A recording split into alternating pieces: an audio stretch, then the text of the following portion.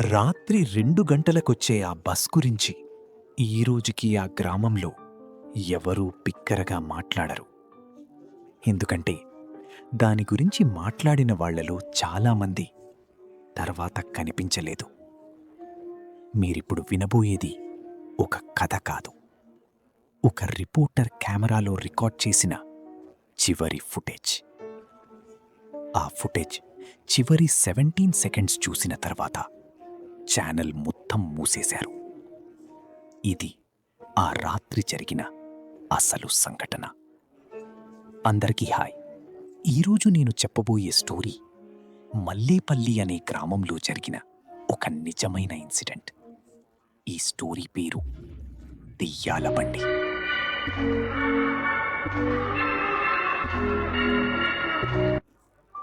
ఆంధ్రప్రదేశ్లో అడవులతో చుట్టుముట్టిన చిన్న గ్రామం. వెలుగులేని రోడ్డులు, పగలే భయపడేంత నిశ్శబ్దం. ఆ గ్రామం పేరు మల్లేపల్లి. ఆ గ్రామానికి సిటీ నుంచి వచ్చాడు కార్తిక్, ఒక లోకల్ న్యూస్ ఛానల్లో రిపోర్టర్. అతని పని ప్రజలు నమ్మే మిత్స్, ఘోస్ట్ స్టోరీస్ ఎక్స్పోజ్ చేయడం. దెయ్యాలు లేవు, భయం మాత్రమే ఉంది అని ఎప్పుడూ చెప్పేవాడు. ఒకరోజు అతని ఛానల్కి అనానిమస్ కాల్ వచ్చింది. సార్, మా గ్రామం బయట ఫారెస్ట్ రోడ్డు మీద ప్రతి రాత్రి 2 గంటలకి ఒక పాత బస్ ఆగుతుంది. ఆ బస్ ఎక్కిన వాళ్ళు ఎవ్వరూ తిరిగి రారు. అది విని కార్తిక్ నవ్వాడు. కాని కాలర్ ఏడుస్తూ ఒక్క మాట అన్నాడు. నా అన్న కూడా వెళ్ళిపోయాడు సార్. అంతే. కార్తిక్కి అది పర్ఫెక్ట్ స్టోరీ అనిపించింది. ఫేక్ హారర్ ఎక్స్పోజ్ చేస్తే వ్యూస్ వస్తాయని. అతనితో cameraman Ravi, sound boy Imran, local guide Raju వెళ్లారు. సాయంత్రం 5 గంటలకు వాళ్ళు ఆ గ్రామానికి చేరుకున్నారు. గ్రామంలోకి అడుగు పెట్టగానే ఏదో విచిత్రంగా అనిపించింది. పిల్లలు బయట ఆడటం లేదు. ఇళ్ల తలుపులు సాయంత్రానికి మూసేశారు. కుక్కలు కూడా అరవటం లేదు. ఒక పాత టీ దుకాణం దగ్గర ఆగి కార్తిక్ అడిగాడు, ఇక్కడ బస్ కథ ఏంటి? టీ ఇచ్చిన ముసలివాడు ఒక్కసారిగా ఆగిపోయాడు. నెమ్మదిగా కార్తిక్ వైపు చూసి అన్నాడు, సార్, ఇక్కడ రాత్రి 12 దాటాక బయట తిరగద్దు. 2 గంటలకి ఆ రోడ్డుని చూడద్దు. బస్ సౌండ్ వినిపించినా తిరిగి చూడద్దు అన్నాడు. కార్తిక్ నవ్వాడు. అంటే ఆ బస్ దెయ్యమా అన్నాడు. ముసలివాడు జవాబు చెప్పలేదు. కప్పు తీసుకుంటూ చేతులు వణికాయి. ముందు కూడా చాలామంది ఇలానే నవ్వారు బాబూ అన్నాడు. రవి భయపడ్డాడు. అన్నా, మనం వెళ్దామా? కార్తిక్ కెమెరా ఆన్ చేస్తూ అన్నాడు, ఇదే కంటెంట్. రాత్రి 12కి వాళ్ళు ఫారెస్ట్ రోడ్ దగ్గర సెటప్ పెట్టారు. చుట్టూ పెద్ద పెద్ద చెట్లు. గాలి లేదు, కాని ఆకులు మాత్రం మెల్లగా కదులుతున్నాయి. ఎక్కడో దూరంలో గుడ్లగూబ అరుపు. తర్వాత మళ్లీ సైలెన్స్. అంత నిశ్శబ్దం. ఆ నిశ్శబ్దంలో వాళ్ల ఊపిరి కూడా పెద్దగా వినిపించింది. 1 గంట అలానే చూశారు. ఏమీ లేదు. రవికి బోర్ కొట్టి, ఫేక్ స్టోరీ అన్నాడు. టైం 1:20.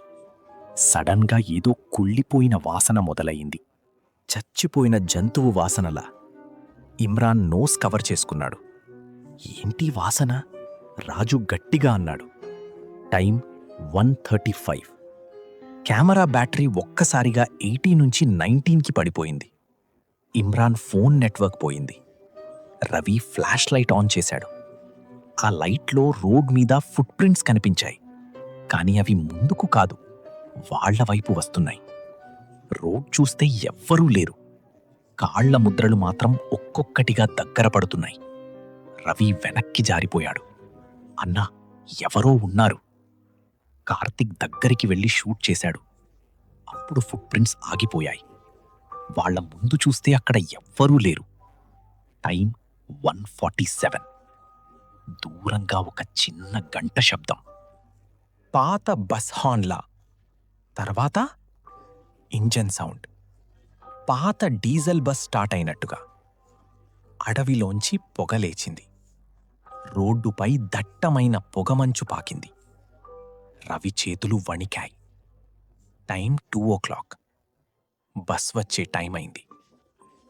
పాత పసుపు రంగు బస్, పగిలిన ఫ్రంట్ గ్లాస్, మట్టితో కప్పబడ్డ బస్ స్టాప్. నంబర్ ప్లేట్ మీద అక్షరాలు రక్తం మచ్చలాగా చెరిగిపోయాయి. ఇంజన్ శబ్దం లేకుండా నెమ్మదిగా వాళ్ల ముందే ఆగింది.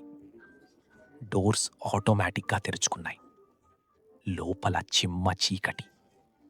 కార్తిక్ స్మైల్ ఇచ్చాడు కెమెరాకి. ఇది ఎవరో ప్రాంక్ చేస్తున్నారు, ఇప్పుడు నిజం బయటపడుతుంది అని బస్సులోకెక్కాడు. రవి అరిచాడు, అన్నా వద్దు. కార్తిక్ వెనక్కి చూడకుండా అన్నాడు, రా, ఫుటేజ్ కావాలి. రవి, ఇమ్రాన్ కూడా వెళ్లారు. రాజు మాత్రం బయటే నిలబడ్డాడు. బస్ లోపలికి వెళ్ళగానే చలి, ఒక్కసారిగా ఐస్ ఫ్రీజర్లోకి వెళ్ళినట్టు. సీట్స్ అన్నీ పాతవి, కొన్ని చిరిగిపోయాయి, కొన్ని తడిగా ఉన్నాయి. కిటికీల దగ్గర నీళ్లు కారుతున్నాయి, కానీ బయట వర్షం లేదు. మొత్తం బస్లో ఒక విచిత్రమైన వాసన. తడి బట్టలు, పాత రక్తం, కాలిపోయిన మాంసం. రవి ఆల్మోస్ట్ వాంతి చేసుకున్నాడు. అప్పుడు ముందు నుంచి కండక్టర్ వచ్చాడు. చిరిగిన యూనిఫామ్, చేతిలో టికెట్ బాక్స్, తల వంచి నిలబడ్డాడు. కార్తిక్ అడిగాడు, ఎవరు నువ్వు? ఈ డ్రామా ఎవరు చేస్తున్నారు? కండక్టర్ నెమ్మదిగా తల ఎత్తాడు. అతనికి ముఖం లేదు, ముక్కు లేదు, కళ్ళు లేవు. ముఖమున్న చోట నల్లని చర్మం మాత్రమే ఉంది. అది చూసి రవి కేక వేశాడు. ఇమ్రాన్ వెనక్కి పడిపోయాడు. కార్తిక్కి కూడా ఒక్కసారిగా మాట రాలేదు. ఆ ముఖం లేని కండక్టర్ చేతిని చాచి టికెట్ అనన్నాడు. టికెట్ తీసుకోమన్నట్టు. కార్తిక్ వెనక్కి తగ్గాడు. అప్పుడే బస్ డోర్ మూసుకుంది. ఇంజన్ లేకుండానే బస్ కదలడం మొదలైంది. బయట రోడ్డు కనిపించలేదు. కిటికీ బయట మంచు మాత్రమే. రవి తలుపు కొట్టాడు, తెరుచుకోలేదు. సడన్గా వెనక సీట్స్ నుంచి గుసగుసలు. బస్లో చాలామంది ఉన్నట్టు. చిన్నపిల్లల ఏడుపు, ఒక అమ్మాయి నవ్వు, ఒక వృద్ధుడి దగ్గు. కాని అక్కడ ఎవ్వరూ కనిపించలేదు. ఇమ్రాన్ కెమెరా తిప్పగా స్క్రీన్లో మాత్రం అన్ని సీట్సు మొహం లేని మనుష్యులు ఉన్నారు. పగిలిన ముఖాలు, తెల్ల కళ్ళు. వాళ్లనే చూస్తూ కూర్చున్నారు. వాళ్ల కళ్లతో చూస్తే ఖాళీ సీట్స్, కెమెరాలో చూస్తే ఫుల్ ప్యాసెంజర్స్. రవి కంగారు పడ్డాడు. అన్నా, వాళ్ళు మనల్నే చూస్తున్నారు. కార్తిక్ కెమెరా తీసుకుని చెక్ చేశాడు. అతని చేతులు వణికాయి. కార్తిక్ మొదటిసారి భయపడ్డాడు. బస్ లోపల స్పీకర్ సౌండ్ వచ్చింది. ఒక పాత అనౌన్స్మెంట్ వాయిస్. చివరి ప్రయాణం, ఇంకా ఎవ్వరూ దిగేవారు లేరు. అంతే. బస్ వేగం పెరిగింది. కిటికీ బయట చెట్లు వెనక్కి కాదు, పైకి వెళ్తున్నట్టు కనిపించాయి. బస్ రోడ్డు మీద కాదు, ఏదో గాలిలో ప్రయాణిస్తున్నట్టు అనిపించింది. రవి ఏడుస్తూ కండక్టర్ దగ్గరకు వెళ్ళాడు. ఆపండి, దయచేసి బస్ని ఆపండి అన్నాడు. కండక్టర్ ఒక్కసారిగా అతని మెడ పట్టుకున్నాడు. ఐస్ లాంటి చెయ్యి. రవి గొంతు మూగపోయింది. కార్తిక్ రవిని వెనక్కి లాగాడు. ఆ చేతి బలం మనిషిదే కాదు. ఇమ్రాన్ హనుమాన్ చాలీసా చదవడం మొదలుపెట్టాడు. అప్పుడు కండక్టర్ వదిలేశాడు. వెనక్కి వెళ్ళిపోయాడు. కార్తిక్ ముందుకు వెళ్లి డ్రైవర్ సీట్ చూడాలని ప్రయత్నించాడు. స్టీరింగ్ ఉంది, సీట్ ఉంది, కానీ డ్రైవర్ లేడు. స్టీరింగ్ ఆటోమేటిక్గా తిరుగుతోంది. అప్పుడు డాష్బోర్డ్ మీద ఒక పాత న్యూస్ పేపర్ క్లిప్పింగ్ స్టక్ అయి కనిపించింది. 1998 స్కూల్ పిల్లలతో వెళ్తున్న బస్ అడవిలో ప్రమాదం, 23 మంది మృతి. కార్తిక్ గుండె ఆగినట్టయింది. రాజు బయట చెప్పిన కథ గుర్తొచ్చింది. ఈ రోడ్డు మీద చాలా కాలం క్రితం బ్రిడ్జ్ కూలిపోయింది, అందరూ కాలిపోయి చనిపోయారని. అప్పుడు వెనుక నుంచి పిల్లల నవ్వులు వినిపించాయి. తిరిగి చూశాడు. ఇప్పుడు సీట్స్లో స్పష్టంగా కనిపిస్తున్నారు పిల్లలు, స్కూల్ యూనిఫామ్స్లో. కాలిన చర్మం, తెల్ల కళ్ళు, టికెట్లు చేతిలో పట్టుకుని. ఒక చిన్న అమ్మాయి కార్తిక్ వైపు చూపించి అడిగింది, అన్నయ్య, మమ్మల్ని ఎందుకు వదిలేశారు? అతను వెనక్కి జారిపోయాడు. ఇమ్రాన్ గట్టిగా అరిచాడు, రవి ఎక్కడా? ఇప్పుడే పక్కనే ఉన్న రవి లేడు. ముందు థర్డ్ రోలో కూర్చున్నాడు, నిశ్శబ్దంగా, కళ్ళు తెల్లగా, నోరు వంకరగా. రవి స్లోగా అన్నాడు, టికెట్ తీసుకోండి. కార్తీక్ అతని దగ్గరికి వెళ్ళగా రవి ముఖం కరిగిపోతున్న వ్యాక్స్లా జారిపడింది. అది రవి కాదు. కార్తీక్ వెనక్కి దూకాడు. బస్ ఒక్కసారిగా ఆగిపోయింది. డోర్ తెరుచుకుంది. బయట మళ్ళీ అదే ఫారెస్ట్ రోడ్. టైం 2:26. అంతా నార్మల్గా ఉంది, ఏదో కలలో నుంచి లేచినట్లు. పరిగెత్తు అని కార్తీక్ అరవడంతో ఇద్దరూ దిగారు. రవి లేడు, కండక్టర్ లేడు, బస్ కూడా లేదు. ఒక్క సెకండ్లో అంతా మాయం. కేవలం ఖాళీ రోడ్. ఇమ్రాన్ ఏడుస్తున్నాడు, రవి ఎక్కడా? కార్తీక్ ఆన్సర్ చెప్పలేకపోయాడు. ఇంక చేసేది ఏం లేక ముగ్గురు పరిగెత్తి గ్రామానికి చేరుకున్నారు. ఉదయం అయ్యేసరికి గ్రామ ప్రజలంతా చేరారు. కార్తీక్ జరిగింది మొత్తం చెప్పాడు.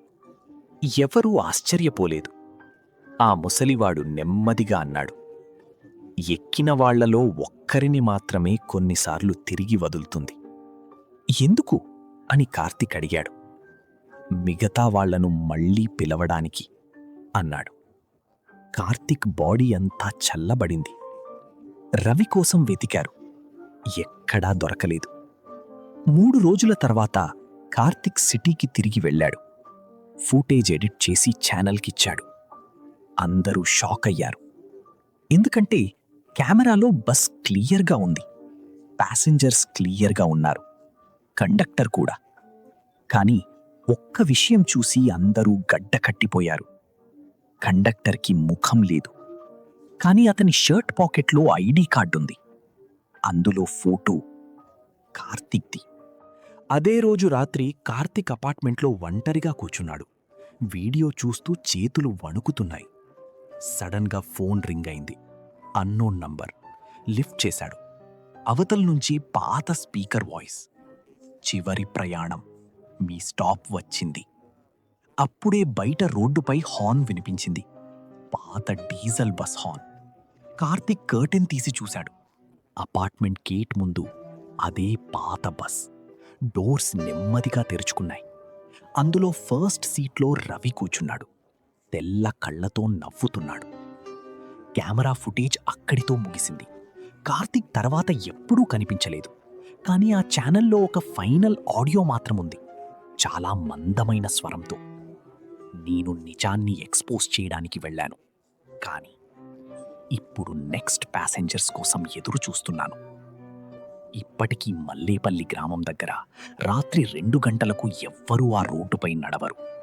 ఎందుకంటే కొన్ని ప్రయాణాలకు రిటర్న్ టికెట్ ఉండదు. ఈ స్టోరీ మీకు ఎలా అనిపించిందో కామెంట్లో చెప్పండి. ఇంకా ఇలాంటి హారర్ స్టోరీస్ కోసం సబ్స్క్రైబ్ చేయడం మర్చిపోకండి.